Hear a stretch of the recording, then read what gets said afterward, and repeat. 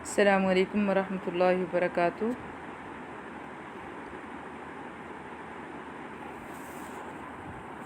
کیسے ہیں بچوں؟ امید ہے خیریت سے ہوں گے۔ اللہ تعالیٰ آپ کو ایمان اور صحت کے بہترین حال میں رکھے، اور اللہ تعالیٰ تمام مسلمانوں کو وبائی امراض سے اور کرونا وائرس جیسے خطرناک وائرس سے اور بیماریوں سے محفوظ رکھے، آمین۔ اعوذ باللہ من الشیطان الرجیم، بسم اللہ الرحمن الرحیم۔ رب اشرح لی صدری ویسر لی امری واحلل عقدۃ من لسانی یفقہوا قولی۔ بچوں، ہمارا آج کا ٹاپک ہے حفاظت حدیث۔ آج کے اس ٹاپک میں ہم نے دیکھنا ہے کہ نبی کریم صلی اللہ علیہ وسلم کے دور میں اور آپ صلی اللہ علیہ وسلم کے بعد آنے والے ادوار میں حدیث کی حفاظت کس طرح سے کی گئی۔ اللہ تعالیٰ نے ایسے کون سے انتظامات فرمائے جس کی بنیاد پر حدیث کی حفاظت ہوئی، اور آج ہم تک حدیث اپنی صحیح و سالم حالت میں، بیشتر احادیث جو ہیں وہ صحیح و سالم حالت میں اور صحیح بالکل درست ہم تک پہنچی ہیں۔ حفاظت حدیث منشأ نبوی تھا۔ اصل میں سب سے پہلے جو ہے ہم نے دیکھنا ہے کہ پہلا جو دور ہے حفاظت حدیث کا، یعنی نبی کریم صلی اللہ علیہ وسلم کا دور، کہ اس میں آپ صلی اللہ علیہ وسلم نے حفاظت حدیث کس طرح سے فرمائی، اس کا کیا اہتمام فرمایا۔ رسول اکرم صلی اللہ علیہ وسلم کو خود اپنی حدیث کی روایت اور حفاظت مطلوب تھی، اس لیے آپ صلی اللہ علیہ وسلم ہمیشہ گفتگو آہستہ اور ٹھہر ٹھہر کر کرتے تھے، تاکہ سننے والا اچھی طرح سمجھ لے اور یاد کرنے اور اس کو یاد کر لے اور کبھی بھی نہ بھولے۔ آپ صلی اللہ علیہ وسلم اپنی بات کو 3 مرتبہ دہراتے تھے تاکہ سننے والے کو بات ذہن نشین ہو جائے۔ اسی لیے آپ صلی اللہ علیہ وسلم نے فرمایا فَلْيُبَلِّغُ الشَّاهِدُ الْغَائِبَ، کہ جو لوگ حاضر ہیں وہ میری بات کو سن رہے ہیں، وہ دوسرے لوگوں تک بات کو پہنچا دیں جو یہاں پر موجود نہیں ہیں۔ اسی طرح ایک اور مقام پر آپ نے فرمایا وَيُسْمَعُ مِنْكُمْ وَيُسْمَعُ أَمَّنْ يَسْمَعُ مِنْكُمْ، کہ تم میری باتیں جو سنتے ہو تو تم سے یہ باتیں سنی جائیں گی، اور جو تم سے سننے والا ہوگا اس سے بھی یہ باتیں سنی جائیں گی۔ کیا مطلب ہے اس کا؟ کہ جو لوگ یعنی جو صحابہ کرام جو آپ صلی اللہ علیہ وسلم کی بات سن رہے ہیں، تو صحابہ کے بعد آنے والے تابعین نے یہ ان باتوں کو سنا اور انہوں نے آگے پہنچا دیا تبع تابعین تک، اور اس طرح یہ باتیں تبع تابعین سے ہوتی ہوئی سینہ بسینہ چلتی ہوئی اور آج ہم تک بھی پہنچ گئی ہیں۔ تو آپ صلی اللہ علیہ وسلم کا یہ حدیث بیان کرنے کا مقصد یہ تھا کہ جو باتیں میں بیان کر رہا ہوں یہ باتیں آگے تک پہنچا دی جائیں گی۔ تو آپ صلی اللہ علیہ وسلم کی اسی پیشین گوئی کے تحت یہ احادیث جو ہیں صحابہ کرام نے ان کو یاد کرنے کا، ان کی حفاظت کرنے کا بھرپور اہتمام کیا، حتیٰ کہ ان کو یاد بھی کیا اور اس کے بعد ان احادیث کو لکھ لیا، اور اس طرح سینہ بسینہ اور سفینہ بسفینہ ہم تک احادیث صحیح و سالم حالت میں پہنچ گئیں۔ اس کے ساتھ ساتھ آپ صلی اللہ علیہ وسلم نے اس شخص کے لیے جو جھوٹ بولے اور آپ صلی اللہ علیہ وسلم کی احادیث کے بارے میں غلط بات کرے یا ان کو جھوٹی حدیث گھڑ کر آگے پہنچائے، تو اس کے لیے بھی سخت وعید فرمائی۔ ایسا نہ ہو کہ احادیث جو ہیں لوگ خود ان کو گھڑنا شروع کر دیں اور غلط احادیث ہم تک پہنچیں۔ تو اس لیے آپ وسلم کا یہ اس کے بارے میں قول ہے کہ من کاذب علیہ متعمدن فلیتبوأ مقعدہ من النار، کہ جس نے جان بوجھ کر مجھ پر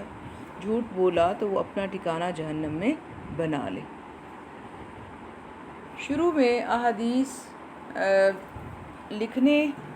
کی ممانعت کر دی تھی آپ صلی اللہ علیہ وسلم نے، کیونکہ قرآن پاک نازل ہو رہا تھا اور اس بات کا خدشہ تھا کہ اگر احادیث کو بھی لکھا جانے لگا اور ساتھ ساتھ قرآن مجید بھی نازل ہو رہا تھا، اس کی کتابت بھی کی جا رہی تھی، تو کہیں ایسا نہ ہو کہ صحابہ کرام قرآن اور احادیث کو خلط ملط کر دیں، یعنی مکس کر دیں، ملا جلا دیں۔ تو اس وجہ سے آپ صلی اللہ علیہ وسلم نے کچھ عرصہ کے لیے صحابہ کرام کو منع کر دیا کہ وہ احادیث کو نہ لکھیں، کتابت حدیث سے آپ نے روک دیا۔ لیکن جب صحابہ کرام کو پوری طرح پہچان ہو گئی، قرآن کے اسلوب کا پتہ چل گیا، تو اس کے بعد آپ نے حدیث لکھنے کی اجازت دے دی۔ آپ صلی اللہ علیہ وسلم نے فرمایا، میری باتیں لکھ لیا کرو، کیونکہ اس زبان سے سوائے حق کے اور کچھ نہیں نکلتا،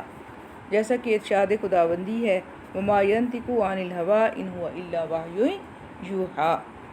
کہ آپ صلی اللہ علیہ وسلم اپنی مرضی سے کچھ نہیں بولتے، آپ جو کچھ بھی بولتے ہیں وہ آپ کی طرف وحی کی جاتی ہے۔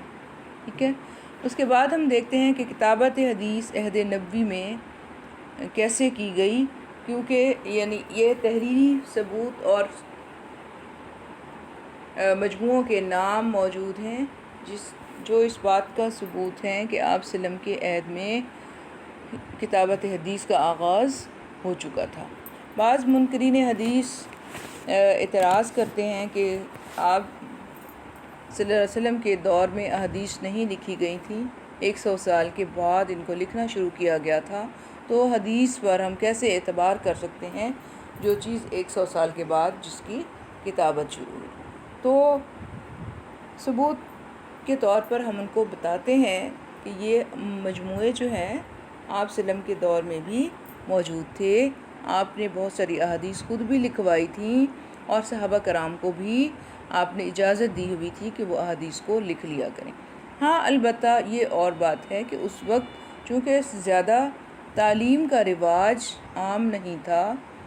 زیادہ صحابہ پڑھے لکھے نہیں تھے، آہستہ آہستہ انہوں نے پڑھنا لکھنا سیکھا اور انہوں نے کتابت سیکھی۔ اور اس کے علاوہ اس کی ایک اور وجہ بھی ہے کہ اس وقت لکھنے پڑھنے کا سامان بہت کم موجود تھا، قلم دوات موجود نہیں تھے، جیسا کہ ہم تاریخ قرآن میں بھی پڑھتے ہیں کہ اس وقت لکھنے پڑھنے کے لیے مختلف چیزوں کا استعمال کیا جاتا تھا، کبھی چمڑے کے ٹکڑے، کبھی پتھر کے ٹکڑے، کبھی درختوں کے پتے اور چھال، اونٹ کے شانے کی چوڑی ہڈی، اس طرح کی چیزیں جو تھیں وہ لکھنے کے لیے درکار تھیں، تو اس لیے لکھنا اتنا آسان نہیں تھا۔ اور اس کی ایک اور وجہ بھی ہے کہ صحابہ کرام کے حافظے بہت زیادہ تیز تھے، بہت اچھے حافظے تھے اس وقت، اس لیے لوگ لکھنے سے زیادہ حافظے پر اعتماد کرتے تھے اور بہت زیادہ چیزیں یاد کر لیا کرتے تھے، اپنے سینے میں محفوظ کر لیا کرتے تھے۔ لیکن اس کے ساتھ ساتھ اس بات سے انکار نہیں کیا جا سکتا کہ آپ صلی اللہ علیہ وسلم کے دور میں احادیث کو لکھا گیا۔ تو آئیے دیکھتے ہیں کچھ مجموعوں کے نام ہیں جو آپ صلی اللہ علیہ وسلم کے دور میں موجود تھے۔ ان میں سب سے پہلے حضرت عبداللہ بن عمر بن عاص رضی اللہ تعالیٰ عنہ، جو کہ رسول اکرم صلی اللہ علیہ وسلم کی احادیث لکھ لیا کرتے تھے، ان کے مجموعے موجود ہیں۔ حضرت ابو ہریرہ سے روایت ہے کہ آپ فرماتے ہیں کہ سب سے زیادہ احادیث عمر بن عاص کو یاد تھیں، اس کے بعد مجھے یاد تھیں، کیونکہ عمر بن عاص لکھ لیا کرتے تھے اور میں لکھا نہیں کرتا تھا، اس لیے مجھ سے زیادہ عمر بن عاص کو احادیث یاد تھیں، اس کے علاوہ کسی اور کو مجھ سے زیادہ احادیث یاد نہیں تھی۔ اسی طرح حضرت ابو ہریرہ رضی اللہ تعالیٰ عنہ بیان کرتے ہیں کہ فتح مکہ کے سال رسول صلی اللہ علیہ وسلم نے مکہ شریف کی عزت و حرمت کے بارے میں ایک خطبہ دیا، جسے سن کر یمن کے ایک شخص ابو شاہ یمنی نے کہا کہ یا رسول اللہ، یہ مجھے لکھوا کر دے دیجئے، تو آپ نے وہ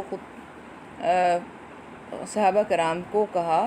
کہ اس کو لکھ کر دے دو، لہٰذا صحابہ کرام نے وہ خطبہ لکھ کر دے دیا۔ اس کے علاوہ حضرت علی کے پاس کچھ لکھی ہوئی یادداشتیں تھیں جن کو وہ اپنی تلوار کی نیام میں رکھا کرتے تھے۔ لوگوں نے سوال کیا تو کہ یہ کیا ہے، تو آپ نے بتایا کہ یہ زکوٰۃ، دیت اور قصاص کے احکام ہیں۔ اس کے علاوہ جو دعوت نامے اور خطوط رسول اکرم عرب فرماؤں کو لکھا کرتے تھے، جس میں مصر، شام، ایران کے حکمرانوں کو جو آپ نے خطوط لکھے، وہ آج بھی تحریری شکل میں دنیا کی مختلف لائبریریوں میں موجود ہیں۔ اور نبی کریم صلی اللہ علیہ وسلم عرب کے مختلف علاقوں میں جو زکوٰۃ وصول کرنے والے موصلین اور عامل بھیجا کرتے تھے، تو ان کی رہنمائی کے لیے آپ نے زکوٰۃ کے تفصیلی احکام کو لکھوا کر انہیں بھیجا تھا، جو کہ وہ احکام بعد میں حضرت ابوبکر اور دوسرے صحابہ کے پاس تحریری شکل میں موجود رہے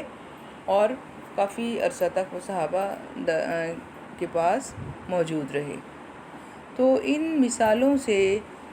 یہ بات واضح ہو جاتی ہے کہ صحابہ کرام نے حدیث کو لکھا تھا، اور کتابت حدیث کا کام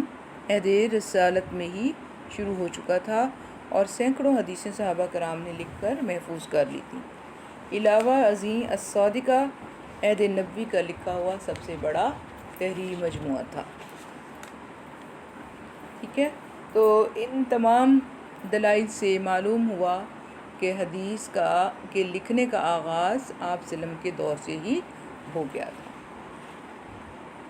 اب حفاظت حدیث کا دوسرا دور جو ہے صحابہ کرام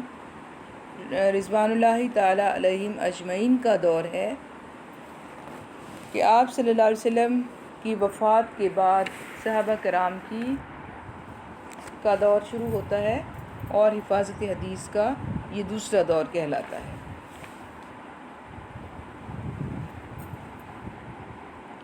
اس دور میں احادیث کی کتابت اور عام اشاعت شروع ہو گئی تھی۔ صحابہ کرام کے تحریری مجموعوں سے دوسرے لوگوں نے لکھنا شروع کیا، اور خلفاء نے جو بھی کوئی فیصلہ کرنا ہوتا تھا وہ قرآن اور فرمان رسول کی طرف رجوع کرتے تھے۔ اس طرح حدیث ایک ہاتھ سے نکل کر عوام کا سرمایہ بن جاتی تھی۔ کتابت حدیث کی عام اشاعت، حضرت اکرمہ بیان فرماتے ہیں کہ حضرت ابن عباس کی بینائی کمزور ہو گئی اور وہ خود نہیں پڑھ سکتے تھے، تو اس زمانہ میں طائف کے کچھ لوگ حضرت ابن عباس کے پاس کچھ لکھے ہوئے نسخے لے کر پہنچے، اور انہوں نے کہا کہ یہ ہمیں حضرت ابن عباس نے فرمایا کہ تم خود پڑھ کر سناؤ، تمہارا سننا اور میرا پڑھنا روایت کے جواز کے لیے دونوں ہی یکساں ہیں۔ اسی طرح حضرت انس نے اپنے بچوں کو مخاطب کر کے فرمایا، اے میرے بچوں، اس علم کو لکھ لو۔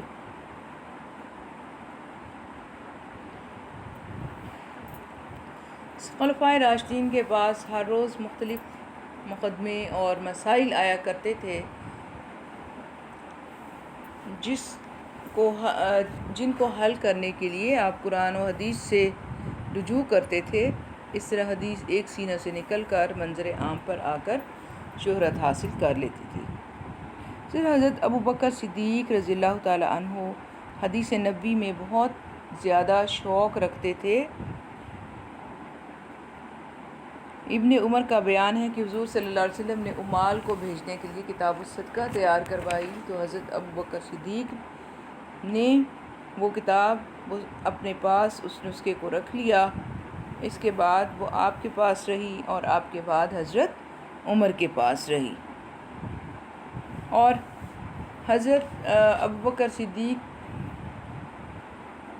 کا عمل بھی واضح کرتا ہے اس بات کو کہ آپ نے ہمیشہ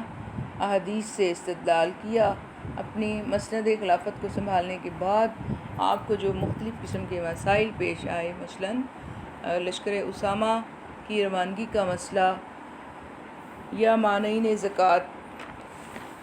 کا مسئلہ، ہر جگہ آپ نے رسول اللہ صلی اللہ علیہ وسلم کی احادیث سے استدلال کیا اور احادیث کی حفاظت فرمائی۔ احادیث کے بارے میں حضرت عمر کا بھی بہت زیادہ محتاط رویہ تھا،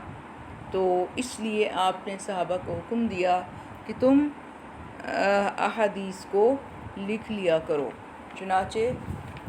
صحابہ کرام کا اتفاق ہو چکا تھا اس دور میں کہ احادیث کو زیادہ سے زیادہ لکھ لیا جائے۔ اس دور کی درسگاہیں حضرت ابو ہریرہ رضی اللہ تعالیٰ عنہ کے 8000 شاگرد تھے، یعنی تعلیم کا سلسلہ صحابہ کرام کے گھروں میں شروع ہو گیا تھا اور ہر گھر ایک مرکز تعلیم بن چکا تھا، اور مختلف صحابہ کرام کے بہت زیادہ شاگرد تھے جو ان سے تعلیم حاصل کرتے تھے، جو حدیث کی کتابت کرتے تھے، روایت کرتے تھے اور احادیث قرآن و حدیث کو سیکھتے اور سکھاتے تھے۔ تو جیسے میں نے آپ کو بتایا حضرت ابو ہریرہ کے 8000 شاگرد تھے، اسی طرح حضرت عبداللہ بن عباس، عبداللہ بن عمر، انس بن مالک اور عبداللہ بن عمر رضی اللہ تعالیٰ عنہ کے گھر بھی درسگاہیں بن چکی تھیں، اور صحابہ کرام ایک حدیث کو سننے کے لیے یعنی اتنا زیادہ وہ ذوق اور شوق رکھتے تھے کہ ایک ایک حدیث کو سننے کے لیے سینکڑوں میلوں کا سفر کرتے تھے، اور پھر جا کر ایک حدیث ان کو سننے کو ملتی تھی، ایک حدیث کو وہ روایت کیا کرتے تھے۔ اس طرح صحابہ کرام آپ صلی اللہ علیہ وسلم کی وفات کے بعد مختلف علاقوں میں پھیل گئے، اور چونکہ فتوحات کا سلسلہ بھی بڑھتا چلا گیا اور صحابہ کرام مصر، ایران، شام اور فارس تک جا پہنچے، تو اس طرح آپ وہاں جا کر بھی انہوں نے احادیث کی روایت اور تعلیم کا سلسلہ جاری رکھا، اور اس طرح چاروں طرف آپ صلی اللہ علیہ وسلم کے ارشادات و اقوال پھیل گئے، چونکہ آپ ان صحابہ کا یہ عمل واضح کرتا ہے کہ انہوں نے احادیث کو پھیلانے اور اس کو روایت کرنے میں کس قدر محنت اور مشقت سے کام لیا۔ اس کے بعد ہم دیکھتے ہیں کہ احادیث کے مجموعے، اس دور میں احادیث کے کون کون سے مجموعے موجود تھے۔ پہلی صدی ہجری کے اختتام تک احادیث نبویہ کے بہت سے مجموعے تحریری شکل میں مرتب ہو چکے تھے، جن میں سے اہم یہ ہیں۔ سب سے پہلے حضرت ابو ہریرہ رضی اللہ تعالیٰ عنہ کا نسخہ ہے کہ آپ کی روایات کی تعداد تمام صحابہ میں سب سے زیادہ تھی۔ آپ کے ایک شاگرد حمام بن منبہ نے ان احادیث کا مجموعہ ان کے سامنے بیٹھ کر لکھا، اور یہ مجموعہ صحیفہ حمام بن منبہ کہلاتا ہے، اور یہ سارا مجموعہ امام احمد بن حنبل نے اپنی کتاب مسند احمد میں نقل کیا، اور یہ مجموعہ صحیفہ حمام بن منبہ کے نام سے چھپ گیا ہے۔ نمبر 2، حضرت زید بن ثابت نے وراثت کے بارے میں ایک جامع دستاویز لکھ کر حضرت معاویہ کو بھیجی تھی۔ امام شافعی نے یہ تحریر دیکھی، اور اس تحریر کے متعلق ان کی رائے تھی کہ اس کے ہوتے ہوئے وراثت کے متعلق کسی دوسری چیز کی ضرورت نہیں ہے۔ اسی طرح حضرت علی کے فتوے اور فیصلے محفوظ کر لیے گئے۔ حضرت ابن مسعود کا ایک مجموعہ ان کے بیٹے کے عبد الرحمن کے پاس محفوظ تھا۔ اس کے علاوہ حضرت سمرہ بن جندب، ابو موسیٰ اشعری، حضرت عائشہ رضی اللہ تعالی عنہا کی روایات کی تعداد بھی بہت زیادہ ہے۔ حضرت عبداللہ بن عباس کی جمع کی ہوئی احادیث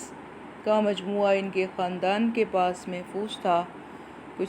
کچھ لوگوں کا کہنا ہے کہ ان کا وزن اس قدر زیادہ تھا کہ ان کا بوجھ ایک اونٹ کے برابر تھا۔ حضرت ابو بکر کے پاس بھی لکھا ہوا احادیث کا مجموعہ تھا۔ اسی طرح حضرت انس بن مالک کی تعداد روایات 1286 بتائی جاتی ہے، اور اسی طرح حضرت ابو سعید خدری رضی اللہ تعالیٰ عنہ نے بھی بہت ساری احادیث کو روایت کیا۔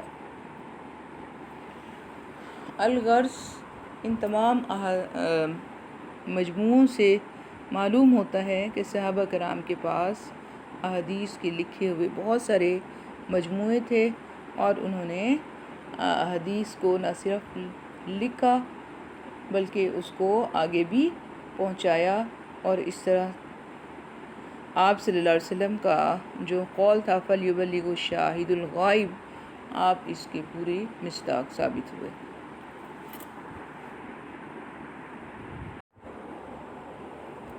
جی، اس کے بعد حفاظت حدیث کا تیسرا دور ہے، یعنی تابعین کا دور، ٹھیک ہے، عہد تابعین۔ تو اس دور کی درج ذیل خصوصیات ہیں: اکابر تابعین نے احادیث کی تدریس کے لیے درس گاہیں قائم کی، ٹھیک ہے، جیسے صحابہ کرام کے دور میں درس گاہیں قائم ہوئی تھیں، تو عہد تابعین میں اس کا سلسلہ اور بھی زیادہ بڑھ گیا، کیونکہ علم پھیل چکا تھا اور بہت سارے لوگ اس کو حاصل کر چکے تھے۔ تو ہر شخص کے یعنی وہ لوگ جو تھے صحابہ بھی تھے ان میں اور تابعین بھی تھے، تو ان کے دلوں میں بڑا یعنی ذوق شوق تھا کہ وہ احادیث کو آگے پہنچائیں، کیونکہ ان کی پیش نظر آپ صلی اللہ علیہ وسلم کی وہ احادیث تھیں جن میں آپ صلی اللہ علیہ وسلم نے احادیث کو آگے پھیلانے کا آپ نے احادیث کو آگے پھیلانے کی ترغیب دی تھی، جیسا کہ آپ صلی اللہ علیہ وسلم نے فرمایا کہ اللہ تعالیٰ سرسبز و شاداب رکھے اس کے چہرے کو جس نے حدیث کو سنا اور اس کو آگے پہنچایا۔ تو اس طرح یہ احادیث جو تھیں صحابہ کرام کے لیے بہت زیادہ ترغیب کا باعث تھیں، اور وہ بڑے ذوق شوق سے انہوں نے اپنی پوری زندگیاں درس و تدریس میں صرف کر دیں، اور ان کے بعد تابعین کا بھی یہی طرز عمل تھا۔ اس دور میں لکھنے پڑھنے کا رواج بھی چونکہ عام ہو چکا تھا، تو جو لوگ درس گاہوں میں جاتے تھے وہ تمام احادیث کو لکھ لیا کرتے تھے۔ اسی طرح حضرت عمر بن عبدالعزیز نے مدینہ کے گورنر ابو بکر بن حزم بن احمد کو لکھا کہ رسول اکرم صلی اللہ علیہ وسلم کی جو احادیث ملیں اسے لکھ لیا کرو، میں ڈرتا ہوں کہ کہیں علم مٹ نہ جائے اور علماء فنا نہ ہو جائیں۔ مجالس قائم کریں تاکہ جو شخص نہیں جانتا وہ بھی جان لے۔ چنانچہ ابو بکر بن حزم نے، جو خود بھی بہت بڑے حدیث کے عالم تھے، انہوں نے مدینہ شریف کے مرکز علم سے جس قدر حدیثیں مل سکیں انہیں جمع کر کے حضرت عمر بن عبدالعزیز کی خدمت میں بھیج دیا۔ اس کے علاوہ اس دور میں احادیث نبوی کو آثار صحابہ اور تابعین کے اقوال سے الگ الگ مرتب کیا گیا، اور قابل اعتماد روایات کے الگ الگ مجموعے بھی مرتب کیے گئے۔ اس طرح چھان بین اور تحقیق و تفتیش کے بعد دوسرے دور کی تصانیف تیسرے دور کی ضخیم کتابوں میں بدل گئیں۔ اس دور میں نہ صرف روایات جمع ہو گئیں بلکہ علم حدیث کی حفاظت کے لیے محدثین کرام نے 100 سے زیادہ علوم کی بنیاد ڈالی، جن پر اب تک ہزاروں کتابیں لکھی جا چکی ہیں، ٹھیک ہے۔ تو اس طرح تدوین حدیث کا یہ دور بڑا زرخیز ثابت ہوا، احادیث کو ایک باقاعدہ منظم اور مرتب علم کی شکل ملی، اور صحابہ نے جو احادیث اپنے شاگردوں کو منتقل کی اس دور میں انہیں کتابی شکل میں مرتب کیا گیا۔ اچھا جی، اس دور کے بڑے مجموعوں میں سب سے پہلے تو حضرت عمر بن عبدالعزیز کے پاس جو احادیث کے مجموعے تھے جو ان کو مدینہ کے والی ابو بکر بن حزم نے لکھ کر بھیجے تھے۔ اس کے علاوہ ابن شہاب زہری کی بھی بڑی کوششیں اس میں شامل ہیں کہ انہوں نے مدینہ شریف میں صحابہ کرام سے جس قدر احادیث انہیں مل سکی انہیں جمع کیا، اور اس کے علاوہ صحابہ اور تابعین کے فتاوی اور اقوال بڑی تعداد میں جمع کیے۔ اس کے علاوہ سیرت النبی پر کتب اسی سال موسیٰ بن عقبہ اور محمد بن اسحاق نے سیرت النبی صلی اللہ علیہ وسلم پر کتب لکھی۔ تو موسیٰ بن عقبہ کی کتاب تو موجود نہیں ہے، لیکن محمد بن اسحاق کی کتاب کو ابن ہشام نے اپنی سیرت کی کتاب میں لکھ کر محفوظ کر لیا۔ اس کے بعد ابو الوفا نے حلال و حرام کے متعلق مسائل کو جمع کیا۔ اس کے علاوہ اسی دور میں موطأ امام مالک لکھی گئی، جو شرح آفاق کتاب ہے۔ موطأ میں مرفوع احادیث کی تعداد 722 ہے اور 1000 کی تعداد میں صحابہ کے آثار اور فتاویٰ موجود ہیں۔ اس کی ترتیب فقہ کے ابواب پر رکھی گئی ہے۔ اس کے علاوہ اس دور کی بڑی مشہور تالیفات جو ہیں وہ کچھ اور بھی تالیفات ہیں، مثلاً جامع سفیان ثوری، الوفات 141 ہجری، جامع ابن المبارک 181 ہجری، جامع امام اوزاعی 157 ہجری، جامع ابن جریج 155 ہجری اور کتاب الخراج قاضی ابو یوسف 182 ہجری۔ تو اس طرح تابعین جو تھے ان میں سے بیشتر محدثین کا کام تھا کہ وہ گھر گھر جا کر حضور اکرم صلی اللہ علیہ وسلم کے اقوال و ارشادات کو معلوم کرتے اور ان کو لکھ لیتے، اور یہ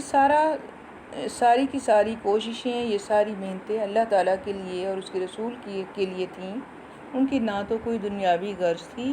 اور نہ ہی ان کو کوئی مال و دولت کا لالچ تھا۔ ان کا مقصد حیات اور شب و روز کا مشغلہ یہی تھا۔ تو اس طرح یہ علماء محدثین آپ صلی اللہ علیہ وسلم کے اس فرمان کے مصداق تھے کہ اللہ اس شخص کو سرسبز و شاداب رکھے جس نے میری بات کو سنا اور اسے یاد کیا، تاکہ اسے ان لوگوں تک پہنچائے جنہوں نے اسے سنا۔ تو بچوں، یہ آج ہم نے کتابت حدیث کے 3 ادوار کو دیکھا۔ پہلا دور دور نبوی تھا، دوسرا دور دور صحابہ تھا اور تیسرا دور دور تابعین ہے، ٹھیک ہے۔ اور کتابت حدیث کا ایک چوتھا دور بھی ہے، دور تبع تابعین۔ انشاءاللہ کل کی لیکچر میں ہم اس کو ڈسکس کریں گے، ٹھیک ہے۔ تو آج کے لیے اتنا ہی کافی ہے۔ وما علینا الا البلاغ المبین۔ السلام علیکم۔